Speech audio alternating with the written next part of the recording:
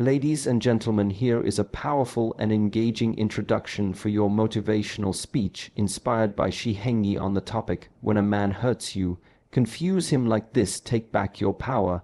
In life, pain is inevitable. But suffering is a choice. Many of us walk through this world carrying invisible wounds, hurt by the words, actions, or silence of someone we once trusted. Especially when that pain comes from a man who was close to our heart, the betrayal can feel like a storm tearing through our very soul. But what if I told you that you don't have to crumble under that pain? What if I told you that the power you're seeking is not out there, but within you? Shihengi, a master of Shaolin wisdom, teaches us that control over the external begins with discipline of the internal. Today, we are not just here to talk about pain, we are here to learn how to transmute that pain into strength. We are here to reclaim what was always ours, our power, so when a man hurts you, you don't need to beg, chase, or crumble. Instead, you rise, you grow so still, so strong, so radiant, that your silence becomes louder than 1,000 words. You confuse him not with revenge, but with your transformation. Today, I will show you how. When a man hurts you, the most instinctive reaction is often emotional. We want to scream, cry, argue, explain, or demand answers, but reacting emotionally gives the other person power. It gives them the satisfaction of seeing how deeply they've affected you. True power lies not in how loudly you respond, but in how deeply you remain unmoved. Emotional detachment is not about suppressing your feelings or pretending you don't care. It's about acknowledging your emotions internally while choosing a response that reflects control, dignity, and self-worth. Calmness is a rare form of strength, and when you meet pain with peace, confusion sets in for the one who tried to break you. He expects drama, a breakdown, or even revenge. But what he gets is silence, clarity, and a woman who refuses to be shaken. This shift in energy is powerful because it interrupts the emotional pattern. Instead of reacting with desperation, you create distance. That distance gives you perspective, and perspective gives you strength. You're no longer acting out of need or pain. You're choosing yourself over the chaos. When a man hurts you and you remain centered, you communicate one clear message: I am not dependent on you for my happiness.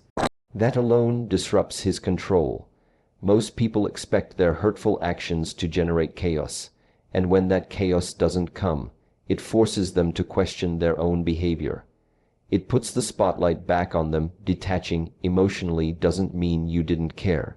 It means you care more about your peace. The real confusion begins when you no longer react the way you used to, when your emotions are no longer predictable, when your energy shifts from reaction to reflection.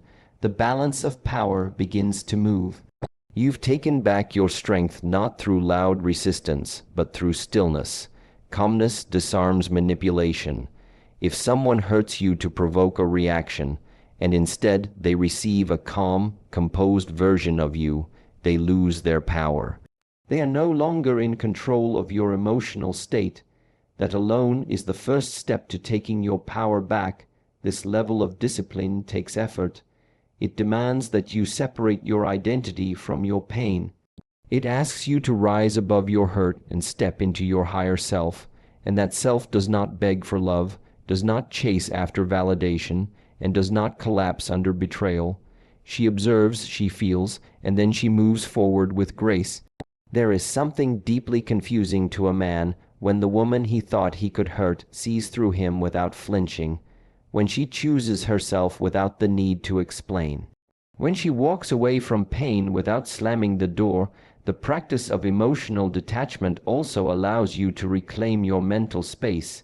Instead of obsessing over what he did, what he said, or how he treated you, you return the focus inward. You begin to ask different questions. What does this teach me about my boundaries? Where did I ignore the signs? How can I protect my peace moving forward? These questions turn pain into wisdom. And with wisdom comes the kind of power that cannot be shaken by anyone else's actions in this world.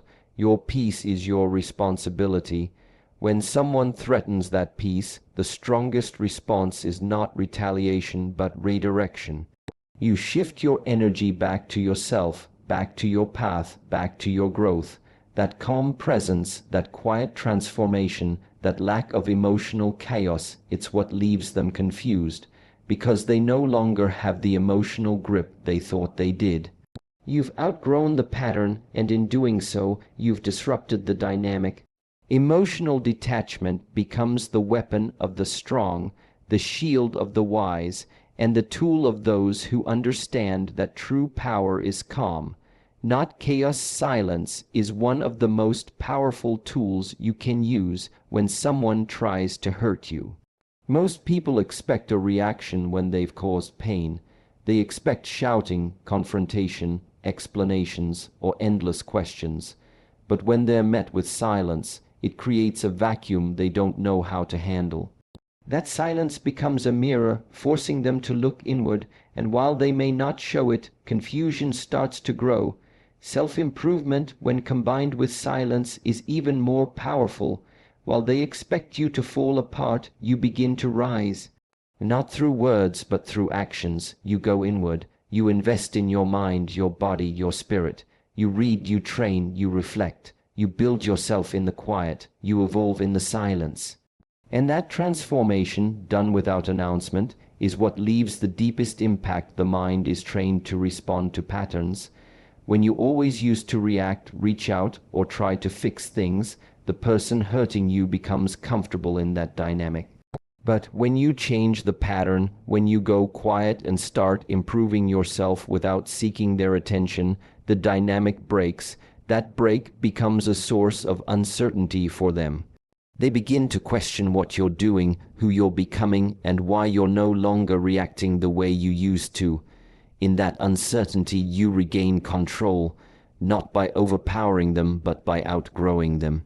When you stop explaining yourself, when you stop proving your worth, you begin to reclaim your energy. That energy is then redirected into building a better version of you. Self-improvement is confusing to someone who expected you to stay broken. They expected you to dwell in the hurt, to seek validation, to remain in the same emotional state. But instead, you use the pain as fuel. You go to the gym not to look better for them, but to rebuild your strength. You pick up a book not to distract yourself from the pain, but to rewire your mind. You meditate not to escape your emotions, but to understand them. This quiet growth creates a version of you that becomes untouchable. Not because you're pretending to be fine, but because you're genuinely healing and evolving beyond what hurt you. The beauty of silence and self-improvement is that they don't need to be announced. You don't need to post your progress. You don't need to tell anyone how far you've come. Your energy speaks louder than your voice. The next time they see you, they will feel the difference. You'll no longer carry the weight of their actions. You'll no longer respond to their old patterns. That shift becomes their confusion. They thought hurting you would keep you small. Instead, it made you grow. They thought silence meant weakness. Instead, it became the space where your strength was forged. The most powerful revenge is not in showing them how much they hurt you, but in showing them how little it held you back. By staying silent and focusing on self-improvement, you shift the focus from them to you. You stop asking, "Why did he do this to me?" and start asking, "What can I do for myself now?" That question is the gateway to freedom. You begin to heal without waiting for an apology. You begin to grow without needing their support. You begin to shine without seeking their validation. And that shine, that glow, that transformation, it confuses the one who tried to break you, because they no longer recognize the version of you that has emerged. They expected you to stay stuck, but you chose to rise, and you did it without making a sound in a world full of noise. Silence becomes sacred. While others speak, argue, and seek attention, you step back and level up. You invest in your craft, you develop your discipline, you master your thoughts, and every day you stay silent and build. The gap between who you were and who you are becoming grows wider. That gap becomes impossible to ignore. Your silence isn't empty, It's full of purpose. Your improvement isn't loud, it's undeniable.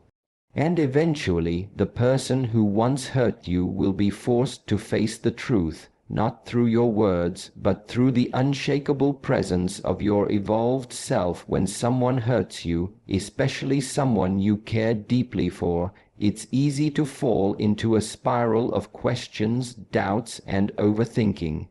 The pain becomes the center of your focus, and everything begins to orbit around what he did, why he did it, and what it says about you. But healing begins the moment you decide to take the focus off him and redirect it toward yourself. This shift in focus is not about ignoring the hurt or pretending it didn't happen. It's about reclaiming your energy and pouring it into your own becoming. You are not here to be consumed by someone else's inability to love or respect you. You are here to evolve, to grow, to rise into the most powerful version of yourself, and that version does not place its power in the hands of another.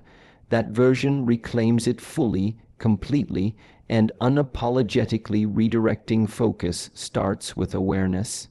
You begin to catch yourself in the middle of those mental loops and pause. Instead of replaying conversations or analyzing actions, you ask, "What is this moment trying to teach me about me?" That question is the portal to transformation. Suddenly, you are no longer a victim of circumstance. You become a student of your own soul. You use the pain as a teacher. You realize that the wound may have been caused by someone else, but the healing is your responsibility. And that healing does not begin by fixing him, changing him, or waiting for him. It begins when you choose to nurture yourself, to protect your peace, and to walk away from anything that pulls you out of alignment with your higher self. The power of this redirection is in its clarity. Once your energy is no longer leaking into a person who doesn't value it, you begin to reclaim your strength. You start building habits that serve your well-being. You develop routines that ground you. You cultivate friendships that nourish you. You spend time in solitude not because you are alone, but because you are becoming whole. Every moment you spend choosing yourself is a moment of rebellion against the narrative that someone else's actions can define your worth. You don't need closure from him when you are giving clarity to yourself. You don't need validation from him when you are learning how to validate your own existence. You don't need love from him when you are discovering what it means to love yourself in a way that is consistent, kind, and unwavering. When your focus shifts, your entire vibration changes. You are no longer chasing, proving, or waiting. You are moving, you are healing, you are growing, and growth has a frequency. It's a quiet confidence that speaks without words. It's a self-respect that doesn't demand attention but commands it. The man who hurt you may not understand the depth of your shift, but he will feel it. He will sense the gap between the version of you he tried to break and the version of you that now thrives without him. That gap becomes your power. That growth becomes your revenge.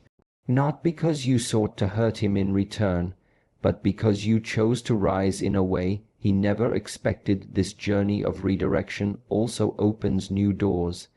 As you begin to align with your higher self, you attract different experiences, different people, and different opportunities.